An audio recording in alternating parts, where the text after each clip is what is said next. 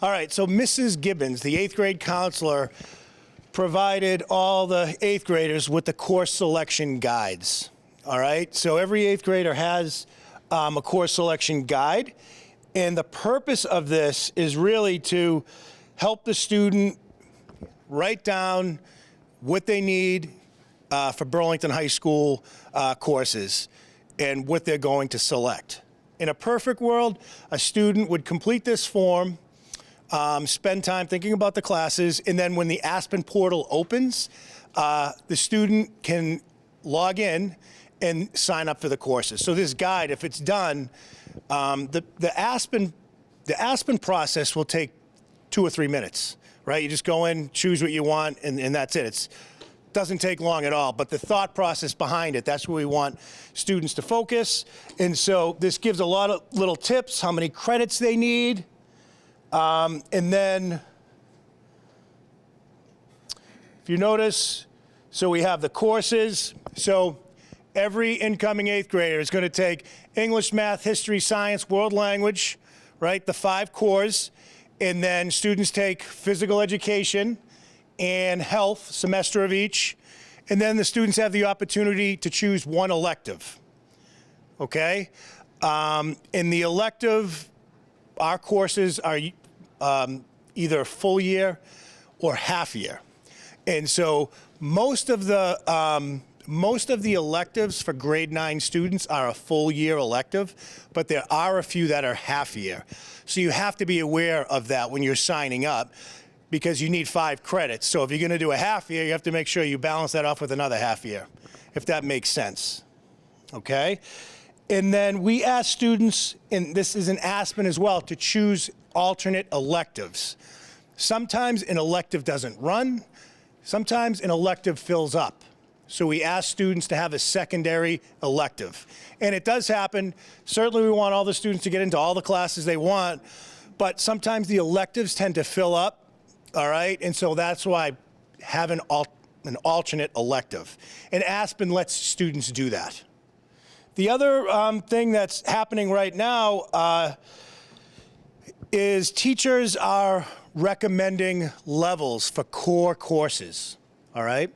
So for incoming freshmen at Burlington High School, we have college prep and we have honors. So we have 2 options for levels. The 8th grade teachers are making those recommendations now. They will be viewable to you hopefully tomorrow, okay? We're in the process of setting up Aspen. There's a little behind the scenes that needs to be done, but once we're set with that, again, you'll be able to view the recommendations. You may have already heard from your son or daughter about what they were recommended for, I'm not sure, but the 8th grade teachers are in the process of doing that, okay? And so the slideshow, we do get into, well, I'm going to talk a little bit about more, I'm going to talk a little more about levels in a minute. I just wanted to go over a couple other things. So this was yesterday. We had all the seniors come down, right, talk to the kids. And we had them do it, and you have links to this, but so these are some of the seniors that came down. One thing I had all the seniors do is, on this slideshow, again, which is shared with the 8th graders, is their email. And if any of your children have any follow-ups, they're a great group of kids that came down. If anyone has if they have any questions, they could always email one of the students that came down. They heard from a variety of students that are participating in our great sports programs. You know, we had several athletes come down. We also had kids in a variety of clubs and activities, our DECA club, and a few other of the more popular clubs. So we have lots of opportunities at the high school for not just our sports programs, but clubs and activities. And we really, really encourage our students to participate in activities in addition to athletics. There's a lot to offer. In some cases, if students are interested in a club that we don't offer, they could talk to Mr. Sullivan. And in some cases, if you have an interested teacher that's willing to advise, then we could certainly set up that opportunity. So we really want to encourage students to participate in those things. We have a couple of flow charts that are linked here. So, you know, if a student was interested in taking a certain course, how do you get to that course? Kind of spells that out. If you started at Burlington High School taking CP Algebra 1, what will you take in grade 10, 11, and 12? All right. If you come to Burlington High School starting out in biology, what's next? That type of thing. Okay. The other thing we provide is something called a 4-year planner. I would love for this to be more of like an assignment for kids.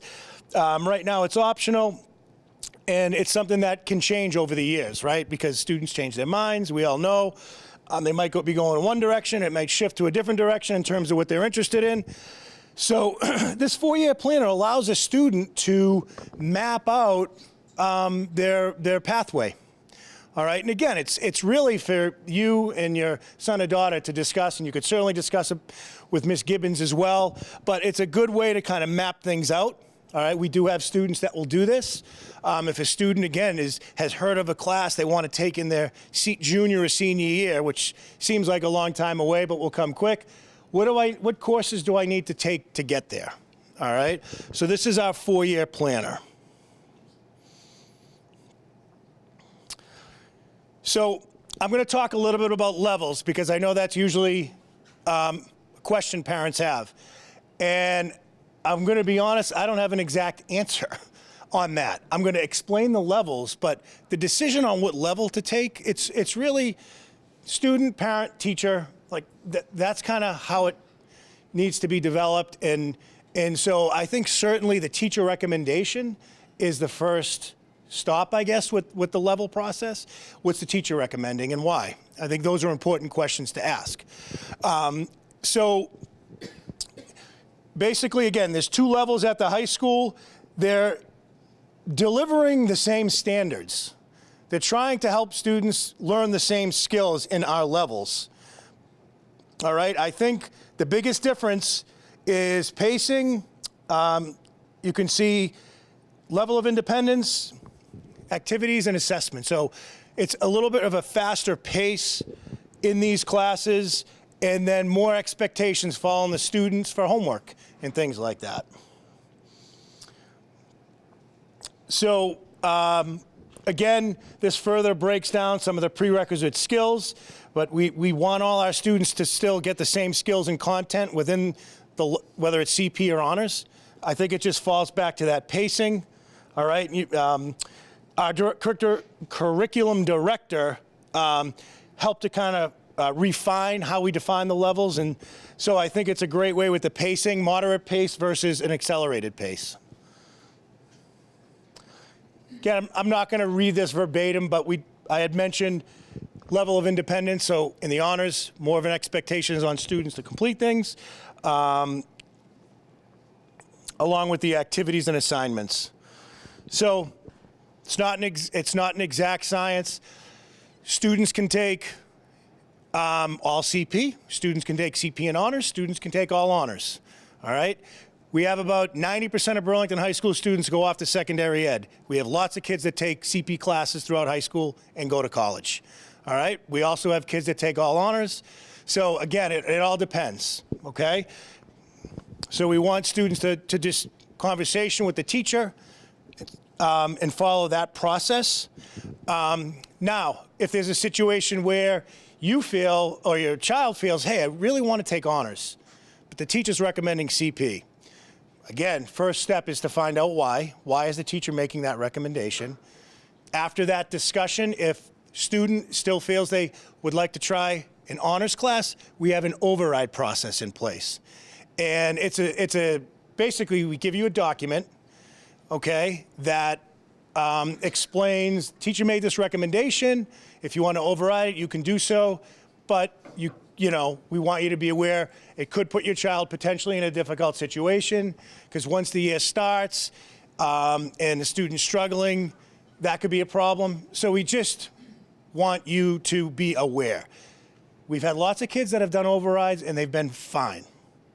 We've had kids that have completed the override process and have struggled. And so then we have to make a course change once the year starts. All right, so my point with this is really, it's going to be that discussion, and I really think the biggest advocate or the biggest person that needs to decide on that would be your son or daughter. If they really want to do it and feel like they're ready for it, great. If they're comfortable with the CP, that's great too. So it really, it could go either way depending on the student, but did want to explain that override process. Class of 2030, which is scary to say. Your children are starting a whole new decade, class of 2030. We at Burlington High School are working on something called Portrait of a Graduate. It is, and again, this will be shared. It's fine to take pictures, but I will make sure it's shared with you after. And so Portrait of the Graduate, just,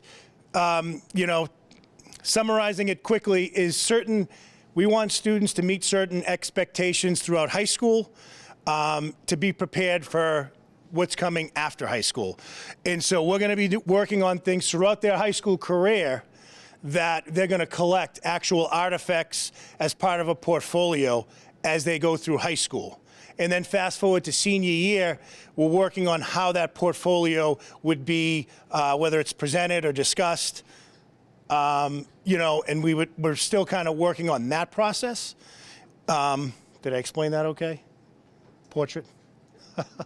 So I got to check with the boss on that one. So again, I will just say, so like everyone knows the MCAS requirement, the Massachusetts voters, answer me. Just kidding. Oh, sorry. Okay. The Massachusetts voted the MCAS out of a graduation requirement in the state of Massachusetts. So the Department of Education has, they weren't just going to let it go away, but they've changed what we have to do to show that students have competency around our curriculum when they graduate. And the Portrait of the Graduate is tied into our accreditation work with NEASC, which is the New England Association of Schools and Colleges. So they want to see a vision of the graduate implemented, and really is like what skills and abilities should students know and be able to do when they graduate from any high school in the state, but Burlington High School for us. And the portfolio is a way for your son or daughter over their 4 years at the high school to demonstrate proficiency in the various skills across all of our curricular areas. So it's around critical thinking, collaboration, resourceful problem solving. So our teachers will tell kids that a particular unit you'll be able to highlight these skills, and then students will be able to take work products that they're proud of and put it in their portfolio. And when they graduate, they'll have to, almost like a science fair type of thing, they'll have to show their portfolio to educators and families and talk about their experience at the high school. So that's kind of the gist of what it is. Just to clarify though, but MCAS is still required. So we require that students take MCAS. There are still accountability measures that are attached to it for the town, for the school district, but it's not a high stakes test. So there's still scholarship opportunities if you choose to go to a public college or university in the state of Massachusetts and you reach a certain score. There is tuition waivers, and we have accountability attached to basically participation rates at this point. So we do mandate that all kids take it, but it doesn't count for anything in terms of graduation. thank you. We quickly go over graduation requirements. So we require 4 years of English at the high school, 4 years of math, 3 years of history, 3 years of science, 2 world language courses in sequential order. So if you take Spanish 1 in grade 9, you need to take Spanish 2 in grade 10. And again, we went over all this with the students. We also have an exploratory requirement, which is essentially a block of elective classes that all students need to take. And then we require PE and health, a certain number of credits. So this is just the minimum. We have lots of students that will take a 4th year of a science, lots of students that take a 3rd year of a world language. I think it really depends on the student and their high school path.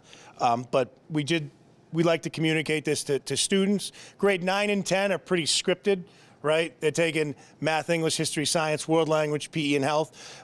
They do have the opportunity for one elective in grade 9 and 10, and then grade 11 things start to change a little bit and open up, and then again in senior year. So we try to take the mystery out of this. And one of the things too, especially, well, yesterday when we talked to the students, they looked a little shocked, but maybe in a good way, just because we talk about the high school start time. All right, we're a full hour later.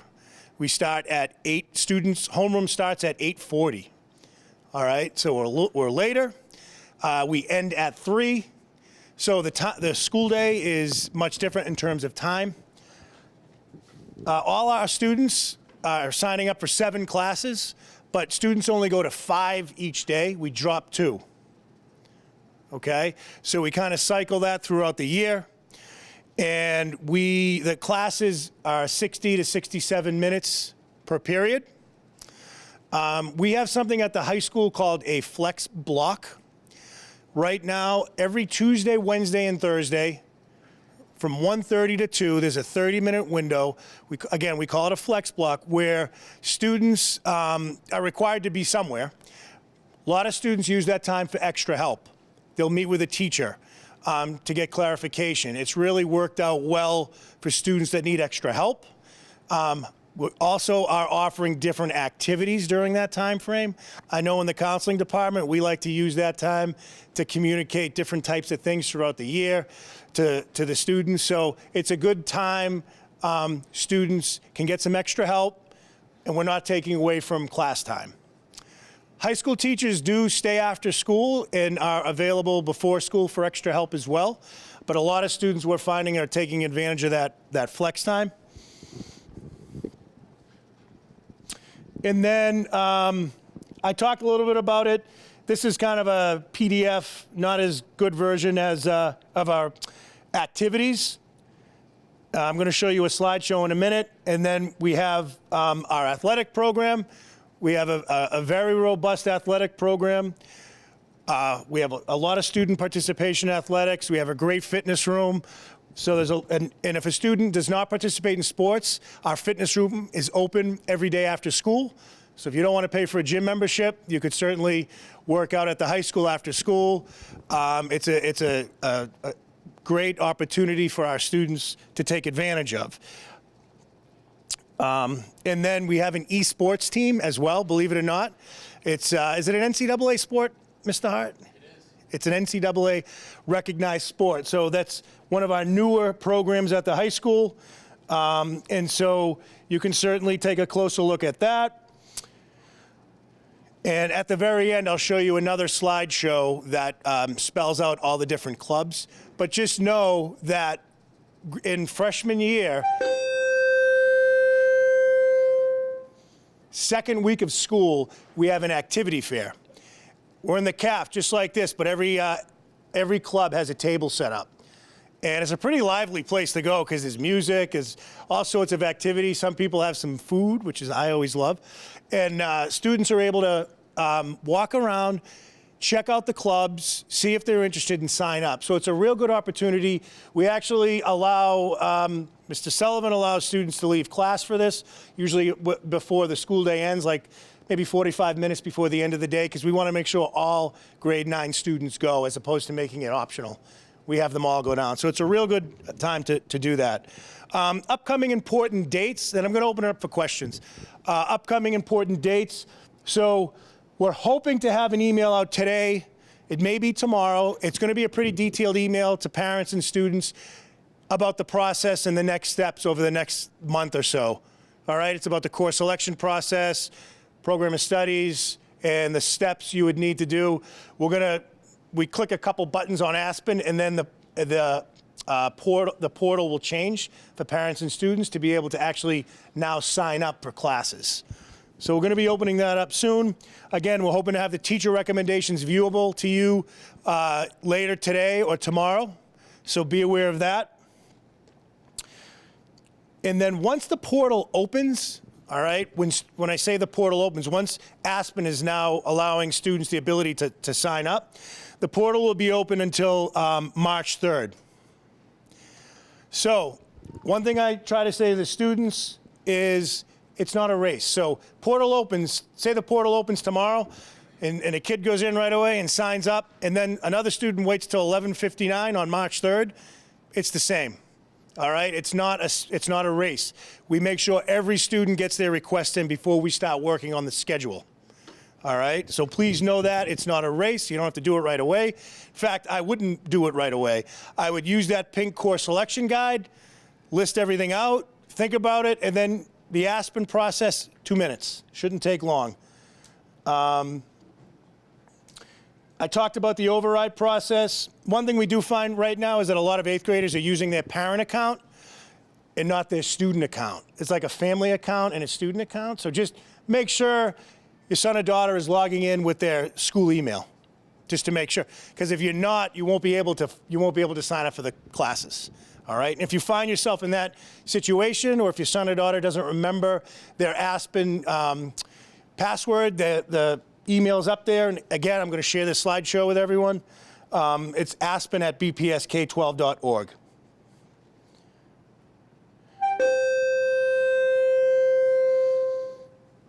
And there's a couple links. I'm not going to go through the video. I'll explain it in a second. So this is all the clubs and activities in a little bit more user-friendly manner.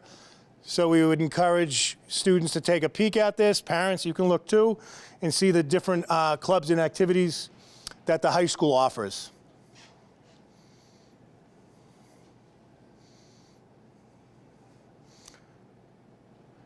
And the last thing I'll mention is the Italian exchange. So we have Italian language at the high school. We offer Italian 1, Italian 2. And so I know it's not offered here at the middle school, but students can certainly sign up for Italian 1 or 2, probably 1 because they've never taken it before. So, but we offer CP and honors for Italian. All right, and so the exchange trip is on there because we do an exchange. We have a Spanish exchange, which actually our students are there now, and then we also have an Italian exchange as well. So there's good opportunities to travel as well. So again, please feel free to check out that video. So that's pretty much our presentation for today, but now we're all ready and prepared to answer any questions that you have, and we'll stick around after if you want to ask something that you might not want to ask in front of a big crowd. We'll certainly stick around to answer any more individualized questions. Yes? Can you talk in more detail about the process of going from CP to honors or honors to CP? So, sure. So basically, if a student wants to go honors CP, meaning the teacher makes an honors recommendation, that would be a discussion with Mrs. Gibbons. First, I would talk to the teacher. As a student, oh, okay, gotcha. Once they're in the high school, once the year starts, we have students stay in their courses for the first half of the first quarter. So a student will have to stay in until November, period. The reason for that is either the teacher recommended the student for that class, or the student, overrode the recommendation and went into that class. Sometimes students may panic a little bit, and they'll come to the office.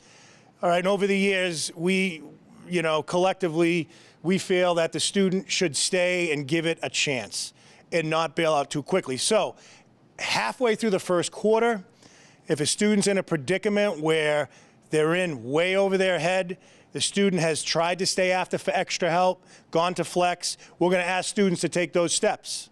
If they haven't taken those steps, that doesn't obviously help the situation, right? So we're gonna look into that a little bit, and then we have like a 2 or 3 week window where we do a level change. Meaning, if it's honors, we move to CP.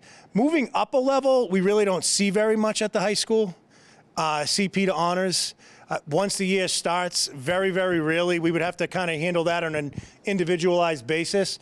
If a student immediately feels misplaced, we would certainly have to address that. But most of the time, we're finding that student would be requesting to go from honors to CP to honors. Excuse me, honors to CP. Yes? Do you see a lot of scheduling conflicts for, say, if some child wants to select 1 or 2 CP honors courses, do they end up having an issue with getting those placed correctly in the schedule and then having to maybe either drop one or force them to take additional honors that they didn't? That's a great question. So the question was CP and honors. If you're a student and you've signed up to take, a couple of honors classes, and then there's a conflict and you have to take a CP. We really don't see that with grade 9 students, simply because we offer multiple offerings of all these classes. Where I do see conflicts, and believe it or not, it's more with juniors and seniors, is with electives fitting. So there might be a situation where, and again, it usually happens for upperclassmen, but if there's a senior, I really wanted to take child development, but psychology is at the same time. So now they have to decide. So we usually see that happening with our electives in junior and senior year. A conflict you might run into, a freshman, would be an elective that fills up.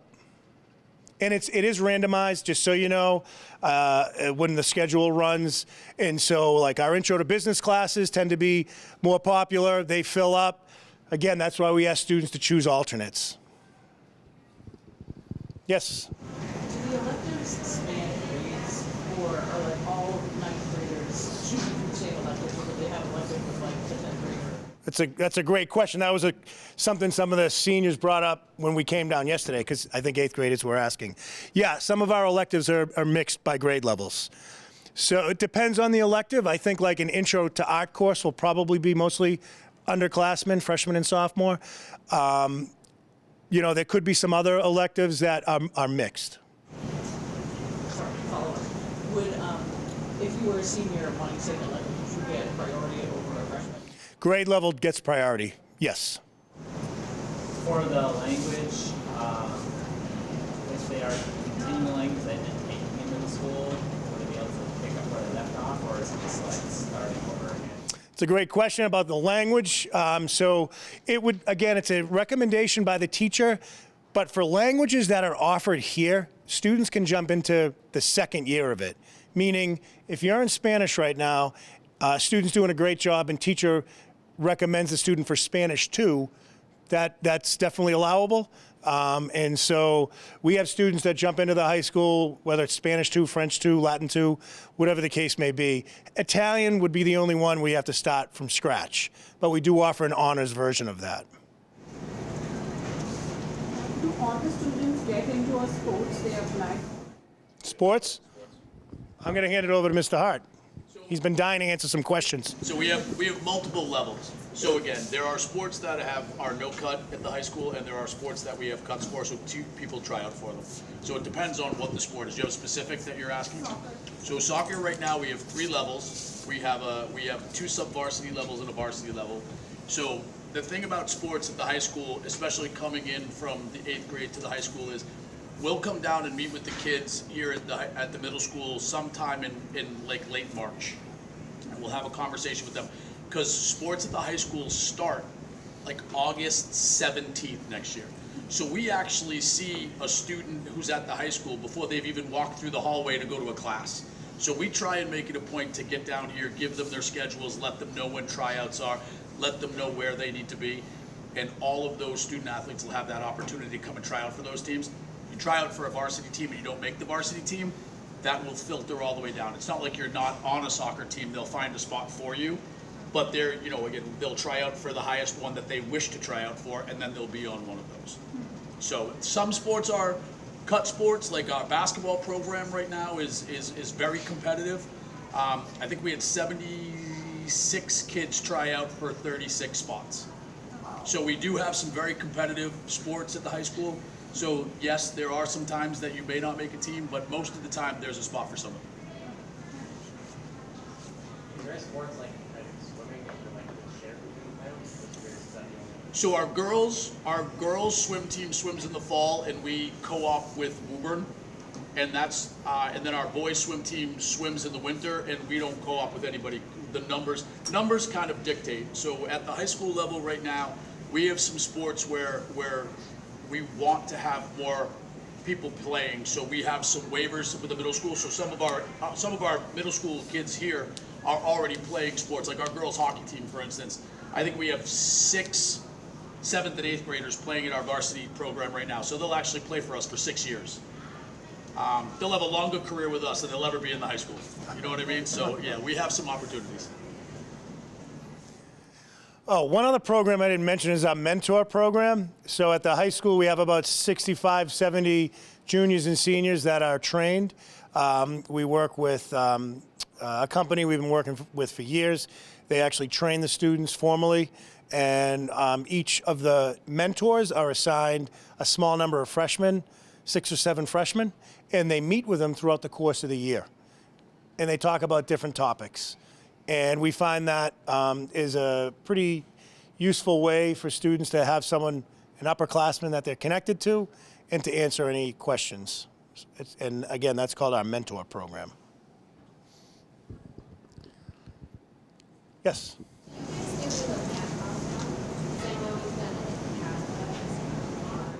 With the math, like the program of studies, You're not, from 8th to 9th grade, there's no opt-out exam. We ask that you, the teacher recommendation for algebra or geometry, and the recommendation is based on student performance grades and their iReady scores in 8th grade.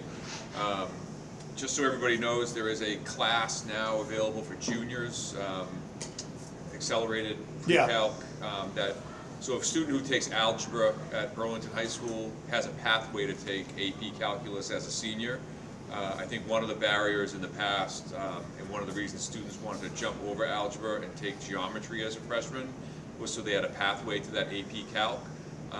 So if you felt like you didn't have the best year in 8th grade math and wanted to repeat algebra, you currently now have a pathway to AP Calc without skipping that class. So just so everyone's aware of that.